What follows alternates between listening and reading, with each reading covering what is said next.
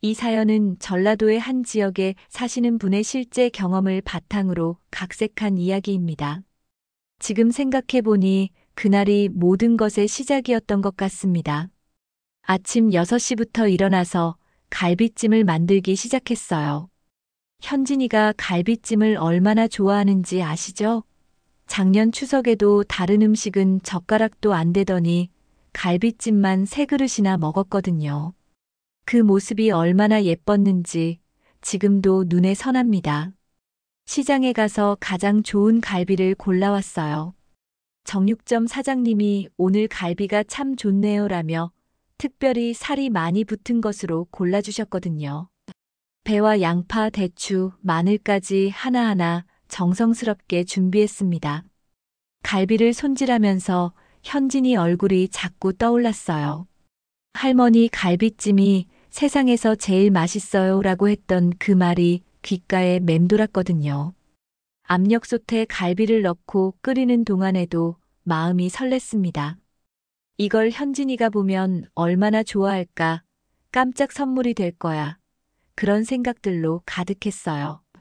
양념장도 현진이 입맛에 맞게 달콤하게 조절했습니다. 매번 할머니 좀 더 달게 해주세요라고 하던 현진이 목소리가 들리는 것 같았거든요. 3시간을 끓이고 또 끓여서 갈비가 젓가락으로 툭 눌러도 부서질 정도로 부드러워졌어요. 국물도 진하고 맛깔스럽게 우러났죠. 커다란 밀폐 용기에 정성껏 담으면서 혼자 흐뭇해했습니다. 현진이가 이걸 보면 눈이 얼마나 반짝일까 상상만 해도 기분이 좋았거든요. 그런데 여기서 문제가 시작됐어요. 지은이한테 미리 전화를 드려야 하는 건 알고 있었는데 핸드폰 사용이 너무 어려워서 망설여졌거든요. 문자는 어떻게 보내는지 모르겠고 전화는 언제 받을지도 모르겠고요. 그냥 갑자기 가도 현진이가 있으면 좋아할 텐데 그런 생각이 들었습니다. 사실 몇 번 시도해 봤어요. 핸드폰을 들고 지은이 번호를 찾아보려고 했는데 글자가 너무 작아서 잘 안 보이더라고요. 돋보기를 가져와서 봐도 어떤 버튼을 눌러야 하는지 헷갈렸습니다. 젊은 사람들은 이런 걸 쉽게 하던데 저는 왜 이렇게 서툴까 싶어서 답답했어요. 그래도 현진이 얼굴을 생각하니까 용기가 났습니다. 예전에도 갑자기 방문한 적이 있었는데 그때는 지은이가 반갑게 맞아줬거든요. 어머님, 왜 연락 안 하고 오셨어요? 라고 하면서도 웃으면서 말했었죠. 그때 기억을 떠올리며 이번에도 괜찮을 거라고 생각했습니다. 오후 1시쯤 집을 나섰어요. 갈비찜 용기를 두 손으로 꼭 안고 버스 정류장으로 향했습니다. 무거웠지만 현진이를 위한 선물이라고 생각하니까 전혀 힘들지 않았어요. 오히려 기분이 좋았습니다. 현진이가 갈비찜을 먹으면서 할머니 최고예요라고 할 모습을 상상하니까 발걸음이 가벼워졌거든요. 버스 정류장에서 시간표를 보려고 했는데 글자가 흐리게 보여서 제대로 확인하기 어려웠습니다. 그냥 오는 버스를 타면 되겠지 싶어서 기다렸어요. 분당까지 가는 길이 복잡하다는 건 알고 있었지만 현진이를 만난다는 생각에 두려움보다는 설렘이 더 컸습니다. 첫 번째 버스를 탔는데 이상하게 가던 길과 다른 방향으로 가더라고요. 기사님께 물어볼까 하다가 민망해서 그냥 앉아 있었습니다. 다른 승객들도 모르는 사람들이고 괜히 시골에서 온 할머니라고 무시당할까봐 걱정됐거든요. 갈비찜 용기를 무릎에 올려놓고 꼭 안고 있으니까 다른 승객들이 자꾸 쳐다보는 것 같았어요. 1시간을 가도 익숙한 풍경이 나오지 않더라고요. 그제서야 잘못된 버스를 탔다는 걸 깨달았습니다. 다음 정류장에서 내려서 반대편 버스를 기다렸는데 이미 오후 3시가 넘어가고 있었어요. 갈비찜이 상할까봐 걱정되기 시작했습니다. 이런 더운 날씨에 밖에 오래 두면 안 되는데 하필 이런 실수를 했나 싶어서 속상했어요. 다시 시내로 돌아와서 기차역을 찾았습니다. 기차역까지 가는 것도 쉽지 않았어요. 길을 몇 번 물어보면서 겨우 도착했는데 벌써 오후 5시가 넘어 있더라고요. 기차표를 사려고 하는데 자동 발매기 사용법을 모르겠어서 한참을 헤맸습니다. 다행히 친절한 역무원분이 도와주셔서 표를 살 수 있었어요. 기차 안에서는 조금 마음이 놓였습니다. 갈비찜 용기를 무릎에 올려놓고 현진이 생각을 했어요. 지금쯤 학교에서 돌아와서 숙제하고 있을까? 아니면 친구들과 놀고 있을까? 그런 상상을 하니까 피로가 좀 풀리더라고요. 할머니가 맛있는 거 가져왔어라고 말하면서 갈비찜을 주는 모습을 그려봤습니다. 그런데 기차에서 내려서 또 문제가 생겼어요. 분당까지 가는 마지막 버스 시간을 놓쳤더라고요. 시계를 보니까 벌써 8시가 넘어가고 있었습니다. 이럴 줄 알았으면 진작 연락을 드렸을 텐데 그때서야 후회가 밀려왔어요. 하지만 이미 여기까지 온 마당에 돌아갈 수도 없는 노릇이었습니다. 택시를 타야겠다고 결심했어요. 택시비가 만만치 않다는 건 알고 있었지만 현진이를 위해서라면 그 정도는 감수할 수 있었거든요. 택시 기사님께 주소를 말씀드리니까 꽤 멀리 가시네요 라고 하시더라고요. 미터기가 빨간색 숫자로 계속 올라가는 걸 보면서 마음이 조마조마했지만 현진이 얼굴을 떠올리며 참았습니다. 차창 밖으로 어둠이 내려앉고 있었어요. 낮에 출발했는데 벌써 밤이 되다니 시간이 이렇게 빨리 갈 줄 몰랐습니다. 갈비찜이 상하지 않았을까 걱정되어서 용기를 살짝 열어봤는데 다행히 아직 따뜻하고 냄새도 좋더라고요. 현진이가 먹기에는 충분할 것 같아서 안심했습니다. 택시 안에서 지은이 생각을 해봤어요. 갑자기 찾아가면 놀라겠지만 갈비찜을 보면 이해해줄 거라고 생각했습니다. 현진이를 얼마나 사랑하는지 알고 있으니까요. 예전에 현진이가 아플 때 밤새 간병한 것도 지은이가 고마워했었거든요. 이번에도 그럴 거라고 믿었습니다. 드디어 지은이 집 앞에 도착했어요. 아파트 단지가 참 깔끔하고 좋더라고요. 현진이가 이런 좋은 환경에서 자라고 있다니 마음이 뿌듯했습니다. 택시비를 지불하고 내리면서 갈비찜 용기를 다시 한번 꼭 안았어요. 무거웠지만 현진이를 위한 사랑이 담겨 있으니까 소중했습니다. 아파트 로비에 들어서니까 시계가 밤 10시를 가리키고 있더라고요. 생각보다 늦었지만 현진이만 볼 수 있다면 상관없었어요. 엘리베이터를 타면서 가슴이 두근거렸습니다.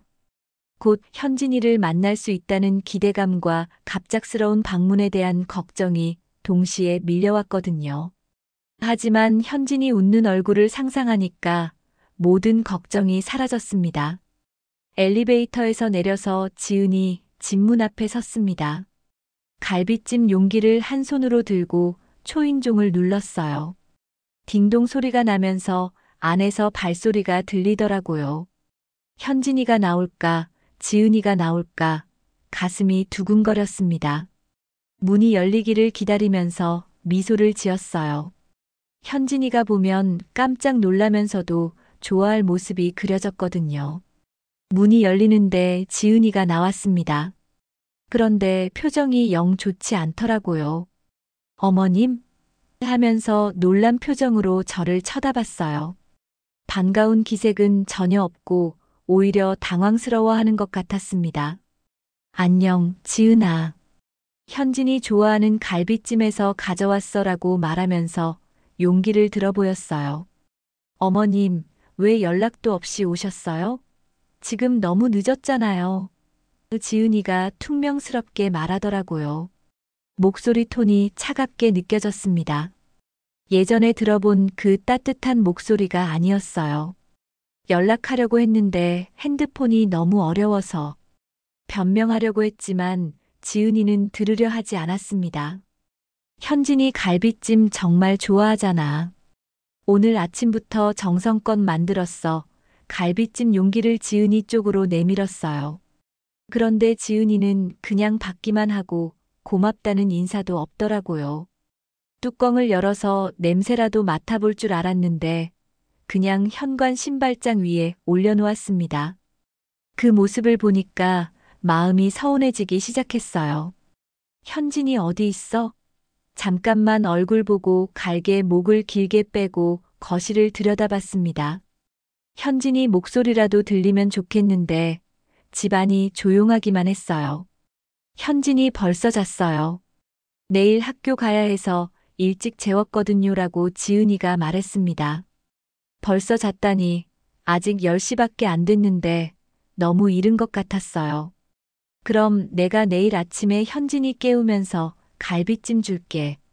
오늘 여기서 자고 가면 안 될까? 조심스럽게 물어봤습니다. 사실 이미 마지막 버스도 끊어졌고 집으로 돌아갈 방법이 없었거든요. 지은이가 이해해 줄 거라고 생각했어요. 예전에도 늦게 온 적이 있었는데 그때는 어머님, 오늘 여기서 주무세요라고 했었거든요. 그런데 지은이 대답이 충격적이었습니다. 어머님, 집에 잘 곳이 없어요. 그리고 교통편도 다 끊겼으니까 근처 찜질방에서 주무시면 될 것 같은데요. 너무 차갑고 무정한 말이었어요. 며느리가 시어머니한테 찜질방에서 자라고 하다니 귀를 의심했습니다. 가슴이 쿵 내려앉는 기분이었어요. 찜질방에서 자라고? 제가 되묻자 지은이는 아무렇지도 않게 네, 걸어서 10분 거리에 24시간 찜질방이 있어요. 거기서 하룻밤 주무시면 되죠라고 말했습니다. 마치 당연한 일인 것처럼 말하는 거예요. 저는 할 말을 잃었습니다. 이런 대접을 받을 줄은 꿈에도 생각 못했거든요. 현진이 좀 보고 가려고 했는데 마지막으로 한 번 더 시도해봤어요. 현진이만 보면 됐습니다. 얼굴만 한 번 보고 갈비찜 주고 가려고 했는데요. 그런데 지은이는 현진이 이미 깊게 잠들었어요. 깨우면 안 되거든요라며 단호하게 거절했습니다. 목소리에는 전혀 미안함이나 죄송함이 없었어요.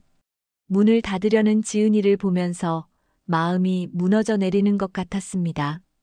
현진이를 위해 정성껏 만든 갈비찜도 힘들게 온 이 먼 길도 아무 의미가 없어진 기분이었어요. 그래, 알았어. 갈비찜은 현진이 주고 내일 아침에 전화할게라고 말하고 돌아섰습니다. 더 이상 서 있기가 부끄러웠거든요. 지은이가 문을 닫는 소리가 들렸을 때 눈물이 핑 돌았습니다. 이럴 줄 알았으면 오지 않았을 텐데 현진이 얼굴을 보겠다는 욕심을 부린 제가 바보 같았어요. 엘리베이터를 기다리면서 뒤돌아봤는데 지은이 집에는 불빛만 새어나오고 있었습니다. 그 불빛이 왠지 차가워 보였어요. 엘리베이터에서 내려오면서 눈물을 참으려고 애썼습니다. 아파트 로비에 있는 사람들이 볼까봐 고개를 숙이고 걸었어요. 밖으로 나오니까 밤바람이 차갑게 느껴졌습니다. 아직 늦여름인데도 왠지 쌀쌀했어요. 아니면 제 마음이 추워진 걸까요? 지은이가 알려준 찜질방을 찾아서 걸어가면서 마음이 복잡했습니다.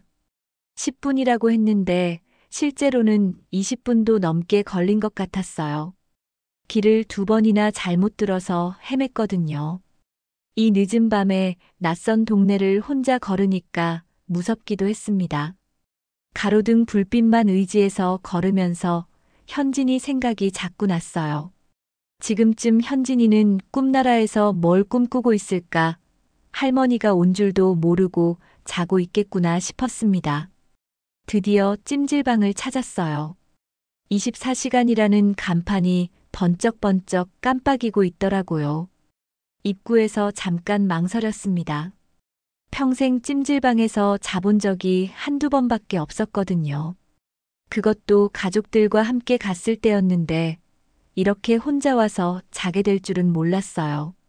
입장료를 내고 들어가면서 마음이 더욱 씁쓸해졌습니다. 찜질방 안은 생각보다 사람이 많았어요. 가족 단위로 온 사람들, 친구들끼리 온 젊은 사람들, 저처럼 혼자 온 사람들도 있었습니다. 다들 편안해 보이는데 저만 어색하고 어수선한 기분이었어요. 수건과 찜질복을 받고 샤워를 하려고 했는데 갑자기 현진이 얼굴이 떠올라서 눈물이 났습니다. 샤워를 하면서 오늘 하루를 돌이켜봤어요. 아침에 갈비찜을 만들 때는 얼마나 행복했는지 모릅니다. 현진이가 좋아할 모습을 상상하면서 콧노래까지 불렀었거든요. 그런데 지금은 이렇게 찜질방에서 혼자 밤을 보내게 됐네요. 사람 일이 참 알 수 없다는 생각이 들었습니다. 찜질복으로 갈아입고 수면실을 찾았어요. 여러 사람들이 나란히 누워서 자고 있는 모습이 낯설었습니다. 빈자리를 찾아서 누웠는데 베개가 너무 딱딱하고 이불도 얇더라고요. 집에서 쓰던 푹신한 베개와 따뜻한 이불이 그리웠어요. 무엇보다 이런 곳에서 자게 될 줄 몰랐다는 게 서운했습니다. 옆에서 자는 사람의 코 고는 소리 때문에 잠이 오지 않았어요. 천장을 바라보면서 지은이 생각을 했습니다. 예전에는 그렇게 착하고 예의 바른 며느리였는데 언제부터 이렇게 차갑게 변한 걸까요? 결혼 초기에는 어머님 덕분에 행복해요라고 하면서 고마워했는데 말이에요. 혹시 제가 뭘 잘못했나 싶어서 생각해 봤습니다. 지은이한테 상처 주는 말을 한 적이 있나? 간섭을 너무 많이 했나? 이런저런 생각이 들었어요. 하지만 아무리 생각해도 특별히 잘못한 게 없는 것 같았습니다. 오히려 매달 생활비도 보내주고 현진이 용돈도 따로 챙겨주고 좋은 시어머니 역할을 하려고 노력했거든요. 새벽 3시쯤 되니까 좀 조용해졌어요. 그제서야 잠이 살짝 들었는데 꿈에서 현진이가 나타났습니다. 할머니, 왜 여기 있어요? 집에 가요라고 하면서 제 손을 잡아 끄는 꿈이었어요. 깨고 나니까 눈물이 흘러내리고 있더라고요. 현진이가 할머니 찾는다고 울면 어떻게 하나 그런 걱정이 앞섰습니다. 아침 6시쯤 눈을 떴어요. 몸이 여기저기 쑤시고 목이 아팠습니다. 역시 집이 아닌 곳에서 자면 안 되겠다 싶었어요. 다른 사람들은 아직 자고 있는데 저는 더 이상 누워 있을 수가 없었습니다. 세수를 하고 찜질복을 벗고 옷으로 갈아입었어요. 찜질방을 나오면서 다시 한번 지은이 집 쪽을 바라봤습니다. 아직 이른 시간이라 조용했어요. 현진이는 아직 자고 있겠지만 곧 일어나서 학교 갈 준비를 할 텐데요. 갈비찜을 보면 뭐라고 할까? 할머니가 만든 거라고 지은이가 말해줄까? 그런 생각들이 들었습니다. 발걸음을 돌려서 지은이 집으로 다시 향했어요. 아침 7시 반쯤 지은이 집 앞에 도착했습니다. 현진이가 학교 가기 전에 얼굴이라도 한번 보고 싶었거든요. 어젯밤 갈비찜을 맛있게 먹었는지도 궁금했고요. 혹시 현진이가 할머니 언제 왔어요? 라고 물어볼까봐 기대하는 마음도 있었어요. 엘리베이터를 타고 올라가면서 가슴이 두근거렸습니다. 그런데 지은이 집 문 앞에 도착하는 순간 세상이 무너지는 것 같았어요. 음식물 쓰레기통 옆에 어제 제가 정성껏 만든 갈비찜이 그대로 버려져 있더라고요. 뚜껑도 열지 않은 채로 제가 어제 가져온 그 용기 그대로 말이에요. 한 젓가락도 먹지 않고 통째로 버린 거였습니다. 처음에는 제 눈을 의심했어요. 설마 그럴 리가 없다고 생각했거든요. 가까이 가서 확인해 보니까 틀림없이 제가 만든 갈비찜이었습니다. 뚜껑을 살짝 열어봤는데 어제 만든 그대로 그냥 버려져 있었어요. 국물도 그대로, 갈비도 그대로, 하나도 건드리지 않고 말이에요. 가슴이 철렁 내려앉았습니다.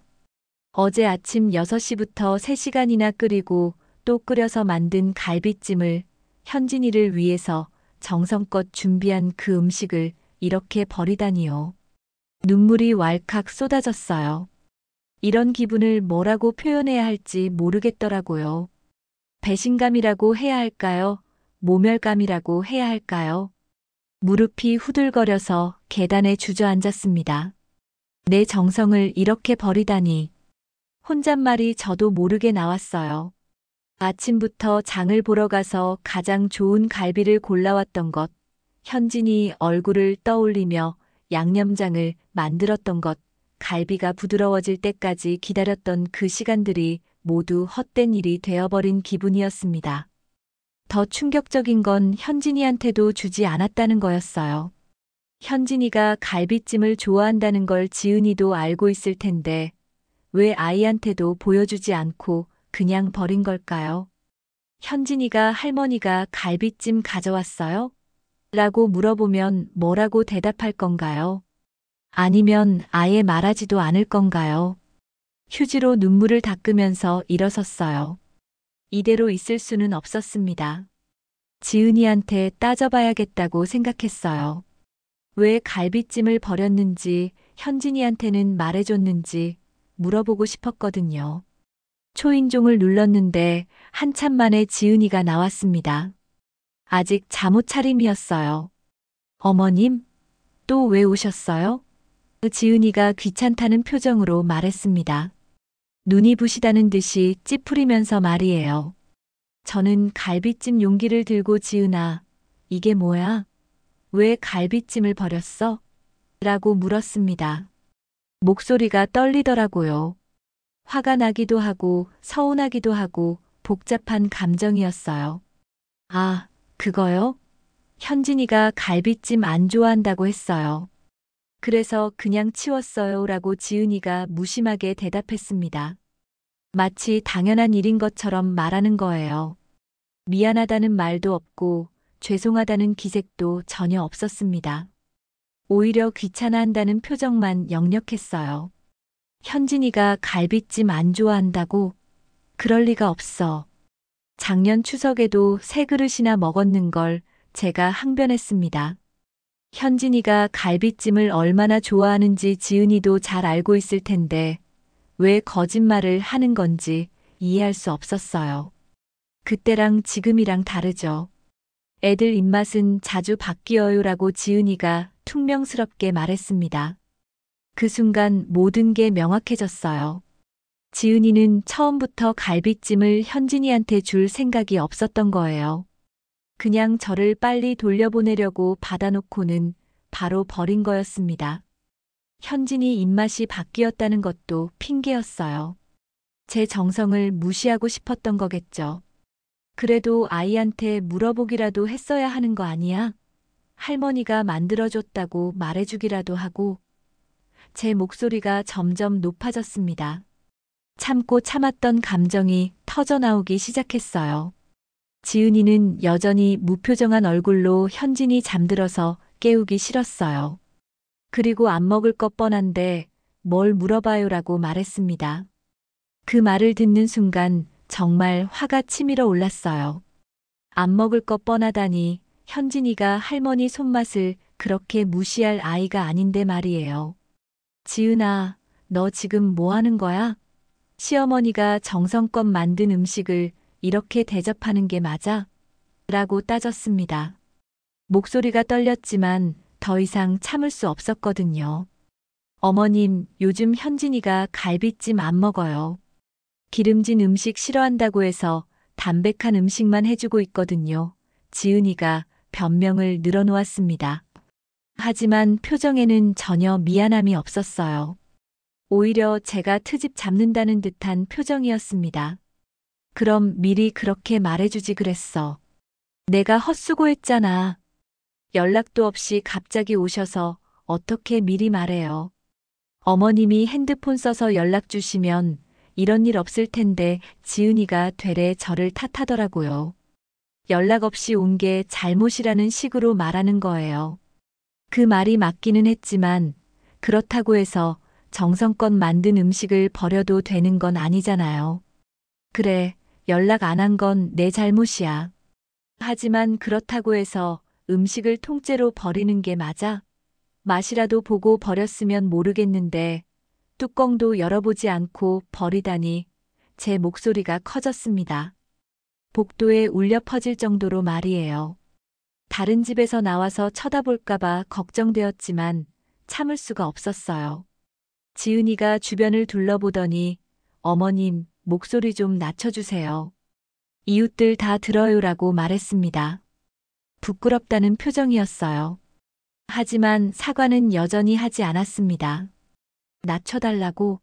내가 지금 부끄러운 짓을 하고 있다는 거야? 시어머니가 며느리한테 당연한 소리 하는 게 부끄러운 일이야? 어머님, 일단 안으로 들어와서 얘기해요. 지은이가 문을 열어주었습니다. 마지못해 하는 것 같았지만요. 거실로 들어가니까 현진이가 학교 갈 준비를 하고 있더라고요. 교복을 입고 가방을 매는 모습이 얼마나 예쁘던지요. 현진아 하고 부르니까 현진이가 돌아보면서 환하게 웃었어요. 할머니, 언제 오셨어요? 현진이가 달려와서 안겼습니다. 그 순간만큼은 모든 서운함이 사라졌어요. 현진이의 따뜻한 체온과 향기로운 냄새가 느껴졌거든요. 어제 왔는데 늦었다고 해서 못 봤어. 할머니가 갈비찜 만들어 왔는데 먹었어? 라고 물어봤습니다. 현진이가 고개를 갸웃거리더니 갈비찜요? 언제요? 라고 되물었어요. 모르는 표정이었습니다. 그 순간 지은이가 현진이한테 아예 말하지도 않았다는 걸 확실히 알았어요. 어제 할머니가 현진이 좋아하는 갈비찜 만들어 왔는데 엄마가 안 줬나 보내라고 말했더니 현진이 표정이 아쉬워졌습니다. 엄마, 왜 안 주셨어요? 할머니 갈비찜 정말 맛있는데 현진이가 지은이를 쳐다보며 말했어요. 그러자 지은이가 당황하는 기색을 보이더라고요. 현진아, 너 요즘 기름진 음식 안 먹는다고 했잖아. 그래서 안 준 거야 라고 변명했습니다. 하지만 현진이는 언제 그런 소리 했어요? 할머니 갈비찜은 달라요라고 대답했어요. 그 순간 지은이의 거짓말이 모두 드러났습니다. 현진이는 여전히 갈비찜을 좋아하고 있었고 할머니가 만든 거라면 더욱 먹고 싶어 했어요. 지은이가 핑계를 대면서 갈비찜을 버린 게 명백해졌습니다. 현진이를 위한 게 아니라 그냥 귀찮아서 시어머니가 싫어서 버린 거였어요. 현진이가 할머니, 갈비찜 어디 있어요? 지금 먹어도 돼요? 라고 물었을 때 저는 할 말을 잃었습니다. 순진한 현진이한테 엄마가 버렸다고 말할 수는 없었거든요. 응, 현진아. 할머니가 다음에 또 만들어 줄게라고 말하면서 현진이 머리를 쓰다듬었어요. 현진이는 아쉬운 표정을 지었지만 고개를 끄덕였습니다. 현진아, 학교 가야 하니까 빨리 준비해라고 지은이가 재촉했어요. 현진이가 가방을 메고 할머니, 저 학교 다녀올게요. 오늘 집에 계실 거죠? 라고 물었습니다. 그 말을 듣고 가슴이 먹먹해졌어요. 현진이는 할머니가 집에 있기를 바라고 있는데 어떻게 말해야 할까요? 현진아, 할머니는 오늘 집에 가셔야 해라고 지은이가 대신 대답했습니다. 현진이 얼굴이 금세 아쉬워졌어요. 왜요? 좀 더 계시면 안 돼요? 라고 애교를 부렸지만 지은이는 할머니도 바쁘시니까 이해해야지라며 재촉했습니다. 현진이가 문 밖으로 나가면서 손을 흔들어주는 모습을 보니까 눈물이 날 것 같았어요. 현진이가 학교에 간 후 거실에는 저와 지은이만 남았습니다. 어색한 침묵이 흘렀어요. 지은이는 설거지를 하러 부엌으로 들어갔고 저는 소파에 앉아서 마음을 정리하려고 했습니다. 하지만 갈비찜이 버려진 모습이 계속 떠올라서 화가 가라앉지 않았어요. 지은아, 나한테 얘기할 게 있어 부엌으로 따라가면서 말했습니다. 지은이는 설거지하는 손을 멈추지 않고 뭔데요? 라고 퉁명스럽게 대답했어요. 왜 거짓말했어? 현진이가 갈비찜 싫어한다고 했으면서 현진이는 좋아한다고 하잖아라고 따졌습니다. 그냥 귀찮았어요. 솔직히 말하면 지은이가 드디어 본심을 드러냈습니다. 어머님이 연락도 없이 갑자기 오셔서 갈비찜 가져다 주시는데 어떻게 해야 할지 모르겠더라고요. 현진이 먹인다고 해도 다 못 먹을 텐데 결국 제가 치워야 하잖아요. 그 말을 듣고 더욱 화가 났습니다. 치우는 게 그렇게 귀찮아? 시어머니가 손주 생각해서 만든 음식인데 목소리가 떨렸습니다. 그리고 현진이한테 물어보지도 않고 혼자 판단해서 버린 게 맞아? 아이가 할머니 음식 먹고 싶어 하는데 지은이는 여전히 미안하다는 기색이 없었어요. 어머님, 솔직히 말씀드릴게요. 저도 힘들어요. 육아하면서 살림하는 것도 바쁜데 어머님이 갑자기 오시면 신경 쓸 게 너무 많아져요. 지은이가 하소연하기 시작했습니다. 그리고 요즘은 현진이 편식도 심해져서 관리하기 어려운데 갑자기 갈비찜 같은 기름진 음식 주면 곤란해요. 그럼 미리 말해주면 되잖아. 전화해서 어머님, 요즘 현진이가 이런 음식 못 먹어요라고 하면 될 일이야. 왜 받아놓고 버려? 제 목소리가 점점 커졌습니다. 그리고 내가 현진이 키우는데 도움 안 됐어? 매달 생활비도 보내주고 현진이 용돈도 따로 챙겨주고 있는데 그 말을 하자 지은이 표정이 변했어요. 그거랑 이거랑 다르죠. 도움 주시는 건 고맙지만 그렇다고 해서 무조건 어머님 뜻대로 해야 하는 건 아니잖아요. 뻔뻔하게 대답하더라고요. 현진이는 제 아이예요. 뭘 먹일지 안 먹일지는 제가 결정할 일이에요. 그래, 현진이는 내 아이야. 하지만 내 손자이기도 해. 그리고 할머니가 정성껏 만든 음식을 아이한테 보여주지도 않고 버리는 게 맞아? 더 이상 참을 수 없었습니다. 예의라는 게 있어. 시어머니가 가져온 음식을 맛도 보지 않고 버리는 며느리가 어디 있어? 지은이가 설거지를 끝내고 수건으로 손을 닦으면서 어머님, 제가 잘못했어요. 미안해요라고 말했습니다. 하지만 진심이 담기지 않은 형식적인 사과였어요. 억지로 하는 것 같았습니다. 앞으로는 미리 연락 주시면 이런 일 없을 거예요 라고 덧붙였지만 여전히 제 잘못이라는 식으로 말하더라고요. 그 순간 제 안에서 뭔가 딱 하고 끊어지는 소리가 났습니다. 그동안 쌓였던 모든 서운함과 분노가 한꺼번에 터져 나왔어요. 지은아, 이제 알겠어. 내가 나를 어떻게 생각하는지 확실히 알겠다고 제 목소리가 차갑게 변했습니다. 지은이가 놀란 표정으로 저를 쳐다봤어요. 그동안 내가 참 바보였구나. 현진이를 위해서라면 뭐든지 해주려고 했는데 너한테는 그냥 귀찮은 시어머니였던 거네 말하면서도 가슴이 아팠습니다. 매달 50만 원씩 생활비 보내주고 현진이 용돈 따로 20만 원씩 보내준 것도 다 귀찮았던 거야? 지은이 얼굴이 하얗게 변했어요. 어머님, 그게 무슨 말씀이세요? 그런 뜻이 아니라. 라고 변명하려고 했지만 저는 더 이상 듣고 싶지 않았습니다. 아니야, 이제 확실히 알겠어. 내 돈은 받으면서 내 정성은 쓰레기통에 버리는 거였구나. 어머님, 진정하세요.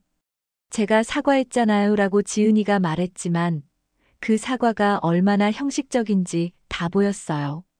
진짜 미안해하는 게 아니라 그냥 상황을 모면하려는 거였거든요. 사과? 그게 사과야?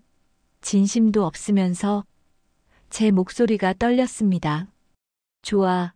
이제 결심했어. 지은이를 똑바로 쳐다보면서 말했습니다. 그동안 매달 보내준 생활비, 이제 한 푼도 안 보낼 거야. 현진이 용돈도 마찬가지고 지은이 눈이 커졌어요. 당황하는 기색이 역력했습니다. 어머님, 그게 무슨 말씀이세요? 왜? 놀라워. 귀찮은 시어머니 돈은 필요하지 않겠네. 차갑게 말했습니다. 내 정성은 쓰레기 취급하면서 내 돈은 당연하게 받으려고 했던 거야? 그런 뻔뻔한 며느리는 처음 봐. 지은이가 입을 벌렸다 닫았다 하면서 할 말을 찾지 못했어요. 어머님, 잠깐만요. 그렇게 화내실 일은 아니잖아요. 제가 실수한 거예요 라고 지은이가 다급하게 말했습니다. 이제서야 심각성을 깨달은 모양이었어요. 실수? 뚜껑도 열어보지 않고 음식을 버리는 게 실수야. 현진이한테 말해주지도 않는 게 실수야. 저도 그때 정신이 없어서 현진이 재우고 어머님 모시고 여러 가지 신경 쓸 게 많아서 라고 변명했지만 저는 믿지 않았어요. 그래, 나 때문에 정신 없었구나. 그럼 이제 정신 없을 일 없겠네. 나 더 이상 안 올 테니까. 지은이가 당황해서 어머님, 그런 뜻이 아니에요. 현진이는 어떻게 해요? 할머니 보고 싶어 하는데. 라고 말했습니다. 그제서야 현진이 얘기를 꺼내더라고요. 현진이는 내가 따로 만날 거야. 너 몰래 만나든지 아니면 우리 집으로 데려오든지 할 거야. 어머님, 제발 그러지 마세요. 제가 잘못했어요. 앞으로 정말 조심할게요라고 지은이가 애원했습니다. 하지만 너무 늦었어요.